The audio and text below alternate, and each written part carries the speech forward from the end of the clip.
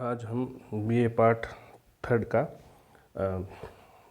भू राजस्व व्यवस्था के अंतर्गत आधुनिक भारत में भू राजस्व व्यवस्था के अंतर्गत जो सिस्टम है, 3 स्थायी बंदोबस्त, रेतवाड़ी और महालवाड़ी, जिसमें स्थायी बंदोबस्त हम पढ़ चुके हैं। आज हम रेतवाड़ी और महालवाड़ी व्यवस्था का पर चर्चा करेंगे।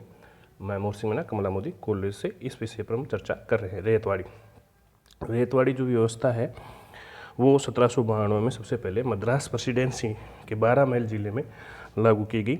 इसको लागू करने वाले थे थॉमस मुनरो, जिन्होंने 1820 से 1827 के बीच ये मद्रास के गवर्नर थे, तब इन्होंने लागू की।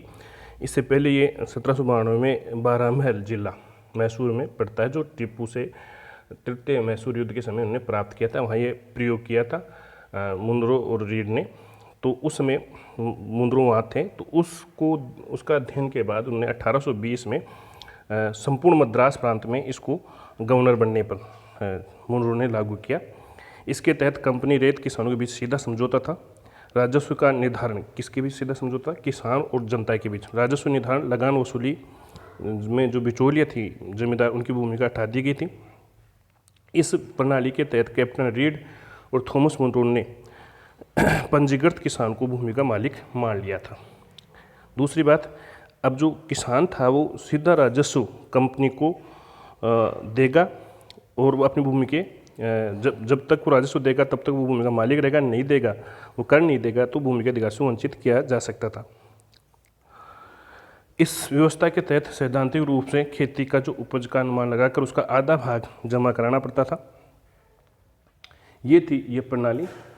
ये जो शब्द आया रेत, वो कहाँ से आया अगर बात करें तो रेतवाड़ी शब्द 2 शब्दों से बना। एक रेत जिसका अर्थ है किसान और एक है वाड़ी जिसका अर्थ है प्रबंधन, किसानों के साथ प्रबंधन। ये थी ये व्यवस्था, यानी किसान और के साथ ब्रिटिश ईस्ट इंडिया कंपनी का जो प्रबंधन था उसे हम रेतवाड़ी कहते हैं। ये मद्रास, बम्बई, आसाम और सिंध क्षेत्र में प्रचलित थी। क्षेत्र कौन कौन से इसके? मद्रास, बम्बई, आसाम और सिंध। ये कुल ब्रिटिश साम्राज्य कुल भूभाग का 51% क्षेत्र पर लागू थी। इस व्यवस्था को ये व्यवस्था थी, ये क्यों लागू की? तो इस लागू करने के पीछे मूल रूप से 2 विचारधाराएं थी। एक तो पूंजीवादी विचारधारा, एक उपयोगितावादी विचारधारा। इस व्यवस्था को लागू करने में पूंजीवादी और जो उपयोगितावादी विचारधारा है उसका जो मान्य चेहरा है उसके कारण ये व्यवस्था लागू की गई। क्योंकि जो उपयोगितावादी विचारधारा वो कहती है कि भूमि का मालिक किसान को ही बनाना चाहिए, क्योंकि वो वर्ग अगर उसको मालिक बनाया जाएगा तो फसल में अपना श्रम लगाकर अतिरिक्त उत्पादन करेगा, जिससे उत्पाद बढ़ेगा। ये रिकॉर्डो का सिद्धांत था, इससे प्रभावित थी। जबकि अगर जमींदार को मालिक बनाया जाता है तो वो अतिरिक्त उत्पादन नहीं करेगा। अतः ये पद्धति इस सिद्धांत को आधार मानकर लागू की गई थी। इस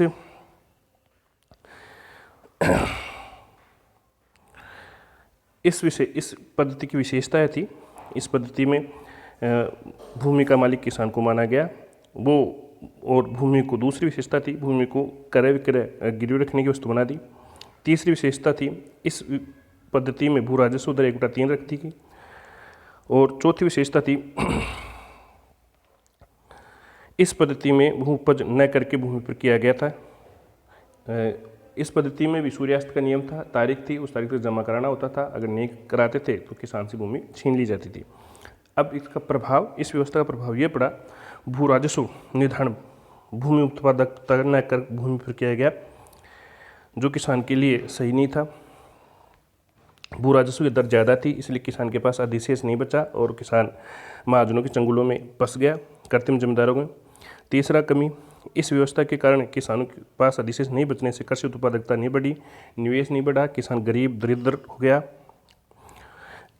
लाभदायक व्यवस्था ये कि इस व्यवस्था से फसलों के वाणिज्यीकरण को प्रोत्साहन मिला, लेकिन उसका लाभ किसानों को नहीं मिला, उसका लाभ सौदागर महाजन को प्राप्त हुआ। तो हम ये कह सकते हैं निष्कर्ष में कि जो रेतवाड़ी व्यवस्था थी वो निसंदेह प्रगतिशील कदम था, लेकिन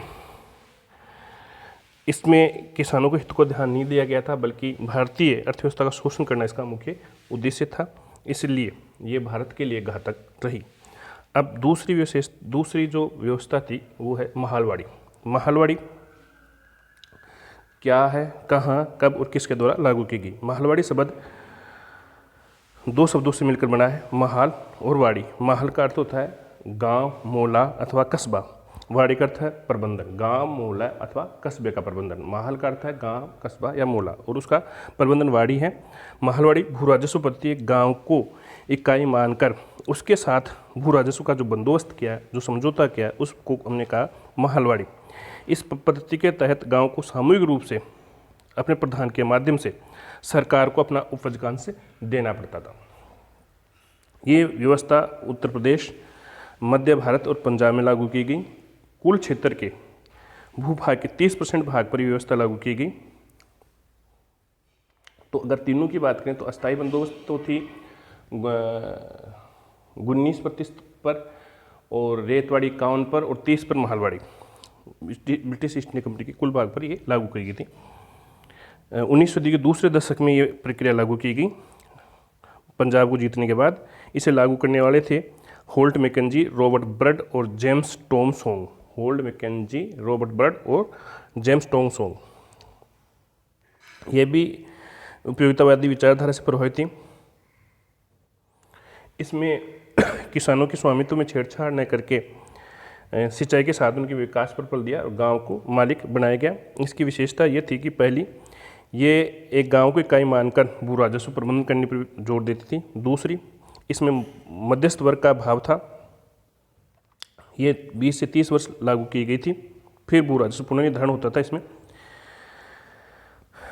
इसमें भू राजस्व भूभाटक का 66% होता था। भूभाटक का मतलब होता है उसमें 25% घटाकर उसका फिर 2/3 निकालना होता था। तो उस प्रकार से 66% ये लिया जाता था। इसमें इस व्यवस्था से कई सुधार हुए। कृषि व्यवस्था में सिंचाई की योजनाएं शुरू हुई किसानों, लेकिन ये सिंचाई के लिए योजनाओं से निष्कर्ष में ये कहेंगे किसानों को ज़्यादा लाभ नहीं हुआ, क्योंकि ये साम्राज्यवादी उद्देश्य से लागू की गई थी, इसलिए किसानों के जीवन में ज़्यादा परिवर्तन नहीं आया। ये थी दोनों प्रणाली। और इनके अलावा इसका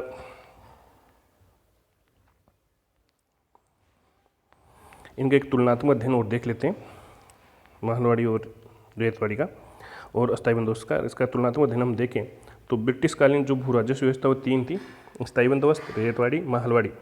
अस्थायी बंदोबस्त को कॉर्नवालिस ने 1793 में लागू किया। रेतवाड़ी को थॉमस मुनरो एंड रीड ने 1820 में लागू किया। महलवाड़ी को होल्ट मैकेंजी ने 1822 में लागू किया। होल्ट मैकेंजी ने 1822 में महलवाड़ी लगाई, रेतवाड़ी टॉमस मुनरो ने 1820 में, अस्थायी बंदोबस्त 1793 में।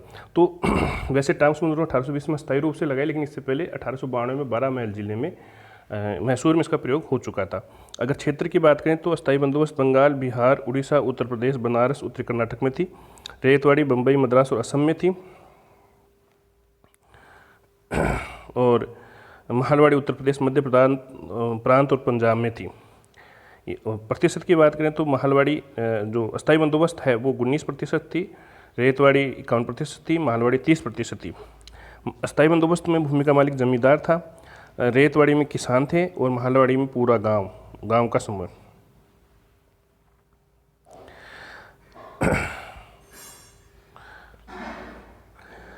अस्थायी बंदोबस्त में भूमि कर दर 33 से 25% होती थी और अस्थायी बंदोबस्त में 89% होती थी। और जबकि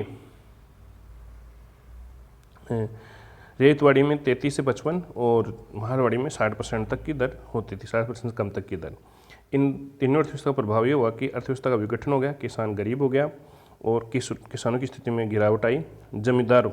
पुराने जमींदारों तबाह हो गए, नए जमींदारों को उदय हुआ और कृषि का वाणिज्यीकरण हुआ। थैंक यू, धन्यवाद। ये टॉपिक पूरा हो गया आपका।